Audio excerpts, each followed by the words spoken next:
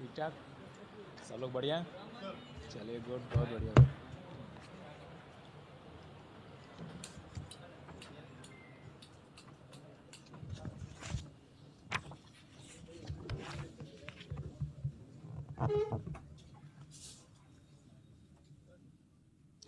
शुरू कर सकते हैं? शुरू करें?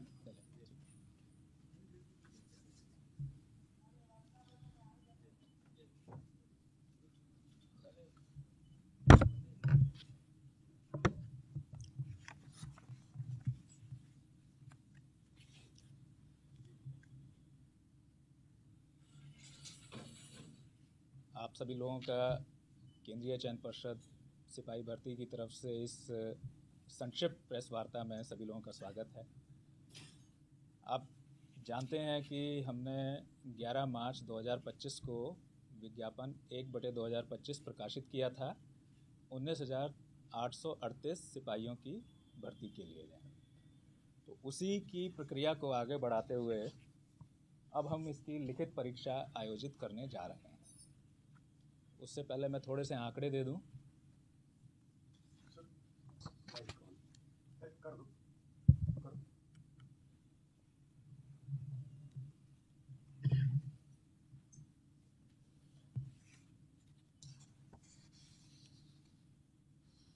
ग्यारह मार्च को हम लोगों ने विज्ञापन प्रकाशित किया था और 18 मार्च से आवेदन आमंत्रित करने शुरू किए, जो कि 25 अप्रैल तक चले। पहले 18 अप्रैल तक रखी थी उसकी डेट, उसको 25 अप्रैल तक बढ़ाया था क्योंकि मार्च और अप्रैल के महीने में कई तरह के अवकाश आदि थे जिनकी वजह से बैंक आदि बंद हुए थे, तो इसलिए लोगों को ध्यान में रखते हुए उसको 25 तक बढ़ाया था। 17,06,628 आवेदकों ने शुरू में इसमें रजिस्ट्रेशन किया और अंतिम रूप से अब हमारे पास 16,73,586 अभ्यर्थी हैं जो कि जिन्होंने अपने आवेदन कंप्लीट किए, भरे और उनके जो है वैलिड हमने उनको पाया है। जो 17,06,628 आवेदन थे उसमें से 10,947 आवेदन पूर्ण नहीं थे, यानी उन्होंने रजिस्टर किया लेकिन फॉर्म भरा नहीं पूरा। 20,940 आवेदकों ने जो है अपना रजिस्ट्रेशन कैंसिल कर लिया था जो है, और उसके बाद 1,155 को जो है हम लोगों ने वैलिड नहीं पाया था। इनकी सूची भी हम लोगों ने 6 जून को प्रकाशित की है। तो इस तरह से अब 16,73,586 हमारे वैलिड अभ्यर्थी हैं। इनकी परीक्षा हम 16 जुलाई 2025 से प्रारंभ करके 3 अगस्त 2025 तक के बीच में 6 चरणों में लेंगे। तो ये 6 चरण हमारे 16 जुलाई, 20 जुलाई, 23 जुलाई, 27 जुलाई, 30 जुलाई और फिर उसके बाद 3 अगस्त में। 16 जुलाई, 20 जुलाई, 23 जुलाई, 27 जुलाई, 30 जुलाई और फिर 3 अगस्त। इन 6 चरणों में जो है हम परीक्षा आयोजित करेंगे। राज्य के 38 हमारे रेवेन्यू डिस्ट्रिक्ट हैं। डिस्ट्रिक्ट हेडक्वार्टर्स में 627 सेंटर्स में आयोजित की जाएगी। एक शिफ्ट में यानी एक दिन में करीब 2.5 लाख से 3 लाख के बीच में अभ्यर्थी हमारे इसमें पार्टिसिपेट करेंगे। तो इसके बारे में परीक्षा की जो हमारी तैयारी की गई है उसके बारे में मैं थोड़ा सा आपको ब्रीफ कर देता हूँ। पर्षद, पुलिस मुख्यालय और राज्य सरकार हमारे द्वारा जो है इसके लिए जो है अच्छे संचालन के लिए व्यापक तैयारियां की जा रही हैं। राज्य प्रशासन के जो वरीयतम स्तर हैं उनसे भी जो है सही समय पर सभी जिला पदाधिकारियों और सभी पुलिस अधीक्षकों के साथ समीक्षा बैठकें की जाएंगी और उन्हें कड़ाई से स्वच्छ परीक्षा संपादन के लिए मार्गदर्शन भी दिया जाएगा। ये सही समय आने पर अभी हमारे पास समय है। परीक्षा के सुचारू और कदाचार मुक्त संचालन के लिए राज्य सरकार ने जिला पदाधिकारी को एग्जाम कोऑर्डिनेटर और जिला पुलिस अधीक्षक को एग्जाम कोऑर्डिनेटर इनको भी नामित किया हुआ है। केंद्रीय चयन पर्षद सिपाही भर्ती की जितनी भी परीक्षाएं हैं उनके लिए डिस्ट्रिक्ट मजिस्ट्रेट्स और सुपरिटेंडेंट ऑफ पुलिस ये हमारे कोऑर्डिनेटर्स और को कोऑर्डिनेटर रहते हैं।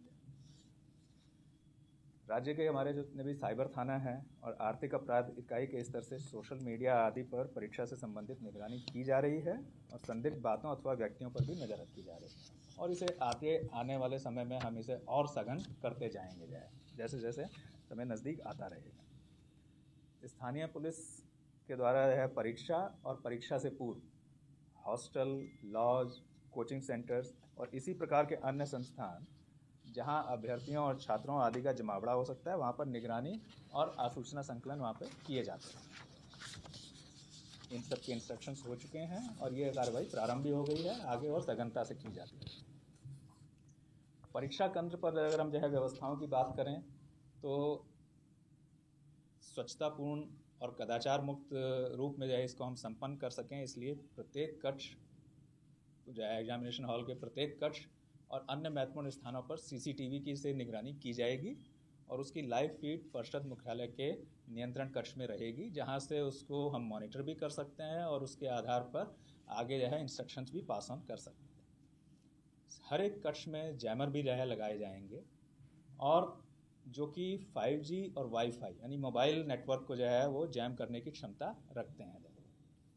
इसके साथ ही केंद्राधीक्षकों से जो हमारे सेंटर सुपरिटेंडेंट्स रहेंगे उनसे सीधे संवाद के लिए हॉटलाइन की भी व्यवस्था हम करेंगे, क्योंकि जैमर रहेंगे तो इसलिए किसी और अन्य माध्यम से उनसे संवाद स्थापित नहीं किया जा सकता है, तो इसलिए उनसे सीधे संवाद करने के लिए हम व्यवस्था करेंगे। अभ्यर्थियों से संबंधित कुछ सूचनाएं हैं जो आपके माध्यम से सभी हमारे जो कैंडिडेट्स हैं उनको अवगत करना चाहेंगे। अभ्यर्थियों को उनके गृह जिला में परीक्षा केंद्र आवंटित नहीं किया गया।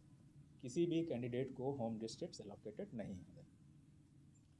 जिला, तिथि और केंद्र आवंटन का कार्य ये हमने रैंडमाइजेशन तरीके से किया है, जिससे कि एक तरह से कहें कि रैंडम वे में उनको किस डेट और किस ज़िले में जाना हो सकता है वो पता चलेगा।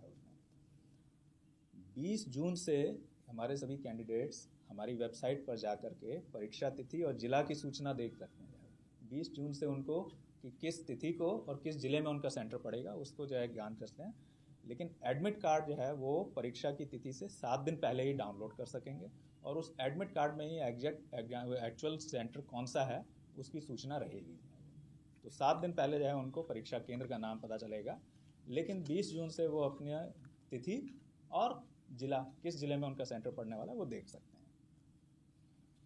हमारी परीक्षा ये 2 घंटे की होगी, 12 बजे से 2 बजे के बीच में, लेकिन इसमें उनका अभ्यर्थियों का प्रवेश सुबह 9:30 बजे से प्रारंभ होगा और 10:30 बजे तक मेन गेट से चलता रहेगा।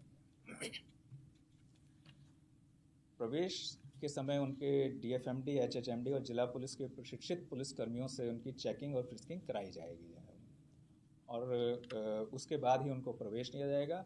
वहीं पर उनकी पहचान के लिए सेंटर में और एग्जामिनेशन कक्ष में परिषद द्वारा निर्गत जो ई प्रवेश पत्र होगा, जो हमारा जो ई प्रवेश पत्र है उसी के माध्यम से और उसके साथ साथ पहचान पत्र एक ले जाना होगा उन्हें, जो आधार कार्ड हो सकता है, पासपोर्ट हो सकता है, पैन कार्ड हो सकता है, मतदाता पहचान पत्र हो सकता है। उसके साथ ही उनको प्रवेश की अनुमति होगी। मतलब बिना एडमिट कार्ड के जो हमारा निर्गत है उसके बिना वो प्रवेश नहीं कर सकते। साथ में उनको अपना एक पहचान सुनिश्चित करने वाला एक पहचान पत्र भी ले जाना होगा। परीक्षा कक्ष में कैंडिडेट्स के हाथों के हम अंगूठों के निशान, उनके फ़ोटो और शॉर्ट वीडियो लेंगे। ये हमारा उनका बायोमेट्रिक्स कलेक्शन रहेगा, जिसका उपयोग हम उस समय उनकी पहचान के लिए और बाद के जो चरण होंगे उसमें भी उनकी पहचान करने और इम्पर्सोनेशन यानी प्ररूप धारण की संभावनाओं को नकारने के लिए उपयोग करेंगे। अभ्यर्थी परीक्षा केंद्र में किसी भी तरह की लेखन सामग्री जैसे पेन, पेंसिल वगैरह नहीं ले जा सकेंगे। उनको OMR शीट बेस्ड हमारा एग्ज़ाम है, तो OMR शीट को भरने और उससे कैलकुलेशन वगैरह अगर कुछ उसमें आवश्यकता है तो उसके लिए तो पेन हम प्रश्न पुस्तिका के साथ ही उपलब्ध कराएंगे, तो वो हमारी तरफ से दिया जाएगा। उनको किसी भी तरह की लेखन सामग्री और जो दूसरी चीज़ों पर प्रतिबंध रहता है, इलेक्ट्रॉनिक सामान वगैरह उस सब पर तो प्रतिबंध रहेगा ही, लेखन सामग्री भी वो नहीं ले जाएंगे, उनको हमें उपलब्ध कराएंगे। आपको अभ्यर्थियों को चेतावनी और सतर्कता बरतने के भी हमारी तरफ से हिदायत देना उचित लगता है। तो उसके लिए कि सभी अभ्यर्थियों को हमारी तरफ से हम आगाह करते हैं कि वो सोशल मीडिया या अन्य किसी माध्यम से दुष्प्रचार अथवा झांसे में ना आए, उससे बचें। वो ये एक तरह के साइबर फ्रॉड का अवैध वसूली का माध्यम हो सकता है। इसकी सूचना तुरंत वे नज़दीकी पुलिस थाना या साइबर थाना को दें।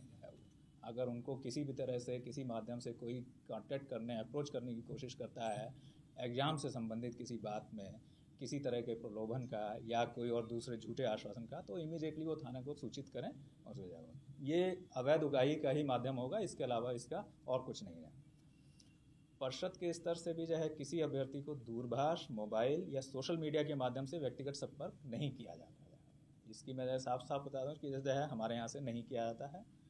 परिषद और अभ्यर्थियों के बीच में जो संवाद है उसका माध्यम हमारी जो है वेबसाइट है, उस पर जो सूचनाएं हम प्रकाशित करते हैं, या अभ्यर्थियों के आवेदन में जो रजिस्टर्ड ईमेल या मोबाइल नंबर हैं उन पर जो प्री रिकॉर्डेड ग्रुप मैसेजेस हैं उनके माध्यम से हम उनको जो है करते हैं, और कोई दूसरा माध्यम हमारे यहाँ से नहीं है।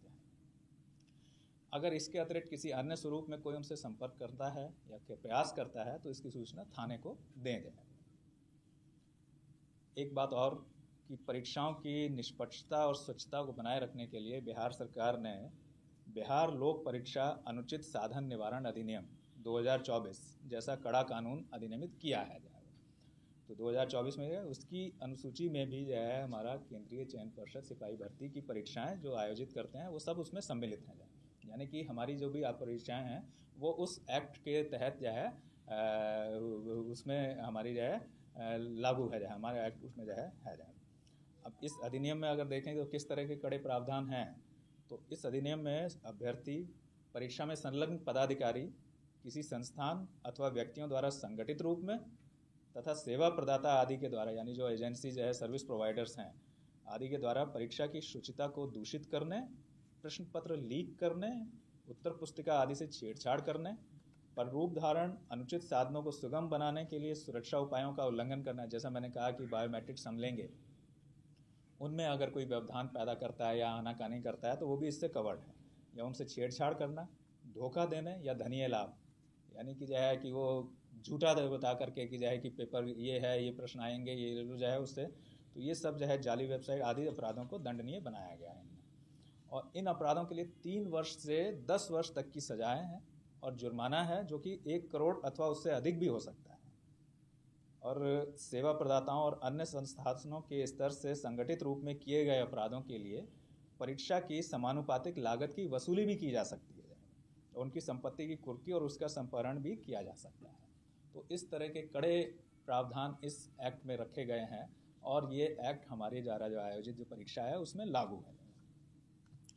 ये सभी अपराध जो है संज्ञेय हैं, गैर जमानतीय हैं और नॉन कंपाउंडेबल हैं, यानी अशमनीय हैं, और इनका इन्वेस्टिगेशन डीएसपी या उससे वरीय पदाधिकारी करेंगे। तो इससे आप अंदाज़ा लगा सकते हैं कि गंभीरता इन परीक्षाओं की और उनकी परीक्षाओं की स्वच्छता के प्रति राज्य सरकार की कितनी है। अंत में मैं ये कहूँगा कि परिषद स्वच्छ और कदाचार मुक्त वातावरण में परीक्षा और चयन आयोजित करने के लिए कटिबद्ध है और इसके लिए सारी व्यवस्थाएं कर रही है, कर भी ली हैं, अधिकतर हो गई हैं, और इसके लिए सभी अभ्यर्थियों, उनके अभिभावकों तथा राज्य की जनता से हम लोग सहयोग की अपेक्षा रखते हैं। जैसा आप जो है पिछले 1/2023 के पूरा जो है हम लोग विज्ञापन करके उसका जो है कर सके, तो उसमें भी हमारा जो है सहयोग हमको जो है जनता का, अभ्यर्थियों का, सबका जो है बहुत मिला था, जिसकी वजह से हम बहुत स्वच्छता से उसे कर सके। इसी तरह से हम ये 1/2025 की जो परीक्षाएं हैं जुलाई और अगस्त महीने में जो आयोजित करने जा रहे हैं, उसके लिए भी हम पूर्ण रूप से जो है आश्वस्त हैं कि सबके सहयोग से हम इसे स्वच्छता से संपन्न कर लेंगे, और ये जो है हमारी तरफ से आपको आश्वासन। Thank you very much.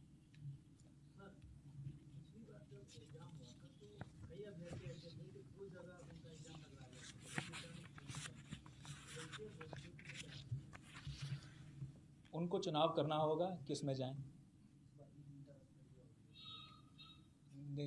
हमने अपनी परीक्षाओं की तिथियां पहले से ही दे दी थी और सब जगह से जाए, तो अगर इसमें हम जो है उनकी कोई मदद नहीं कर पाएंगे, हमारी परीक्षाओं में जो है कोई परिवर्तन नहीं होगा, उनको चुनाव करना होगा कि कहाँ जाएं। अगर कहीं कोई किसी तरह का क्लैश है, वैसे मेरी जानकारी में अभी कोई ऐसा नहीं आया। सर, पेपर लीक रोकने के लिए क्या प्रिकॉशन किया जा रहा है या क्या जाएगा? बहुत सारी व्यवस्थाएं हैं। जैसा आप देखें कि जो है कि 1/2023 में हमने व्यवस्थाएं की थी जिससे जो है प्रश्न पत्र लीक नहीं हुआ। तो आपको मैं इतना ही कह सकता हूं कि अब जो व्यवस्थाएं या जो कार्यवाही होंगी उनसे सख्त ही होंगी, कम नहीं होंगी। सर, सेंटर में जो अव्यवस्था होती है वो जब कैंडिडेट जो शिकायत करते हैं कि कहीं पानी का समस्या है, कहीं टॉयलेट की समस्या है, कहीं बेंच टूटी हुई है, रूम में लाइट्स नहीं है, इसकी जिम्मेवारी किस पे होती है सर, पार्षद की, परिषद की या डीएम्स की? देखिए, इसके लिए सेंटर के चयन में भी जो है हमने जो है अपनी चेक लिस्ट में इन सब चीज़ों को रखा है। इसके साथ साथ जो है जो हमारे डिस्ट्रिक्ट के कोऑर्डिनेटर्स हैं, एग्ज़ाम कोऑर्डिनेटर्स, उनसे हमने जो है निर्देश भी दिया है, अनुरोध भी किया है कि सबकी चेक करा लें और ऐसी कोई स्थिति नहीं हो, इसको जो है सुनिश्चित करें जाए वो। और जो है कि क्योंकि गर्मी का समय है, इसलिए पर्याप्त संख्या में जो है पानी वगैरह की व्यवस्थाएं करके रखें, बिजली की व्यवस्थाएं करके रखें, जनरेटर वगैरह के लिए और पानी आदि के लिए, चतुर्थ वर्गीय कर्मियों वगैरह के लिए, इन सब के लिए भी हम केंद्राधीक्षकों को राशि भी उपलब्ध कराते हैं। सर, चूंकि पेपर कटिंग अभी निकला था कि चुनाव से पहले ही सारी प्रक्रियाएं पूरी करा दी जाएगी, तो क्या फिजिकल भी चुनाव से पहले हो जाएगा? अभी तो हमने जो है सिर्फ लिखित का ही बताया है, अभी तो हम उसी तक स्टिक करेंगे। बाकी जो बातें आप कह रहे हैं उनके बारे में कि चुनाव वगैरह, उससे हमारा कोई संबंध अभी नहीं है और हमें नहीं पता कि कब होगा। हम अभी जो है अपने कैलेंडर के हिसाब से हम चल रहे हैं। सर, महिला अभ्यर्थियों की संख्या कुछ आई है? महिला अभ्यर्थियों की संख्या आप यूँ समझ लें कि 35% हम लोग रिजर्वेशन रखते हैं, तो अभी एग्जैक्टली मेरे पास नंबर नहीं है कि कितने महिला अभ्यर्थी हैं, लेकिन 5-6 लाख के करीब जो है, जो हमारे 16 लाख हैं वो होंगी, वो ज़्यादा भी हो सकती हैं, मतलब मैं अंदाज से कह रहा हूँ। ठीक, थैंक यू वेरी मच।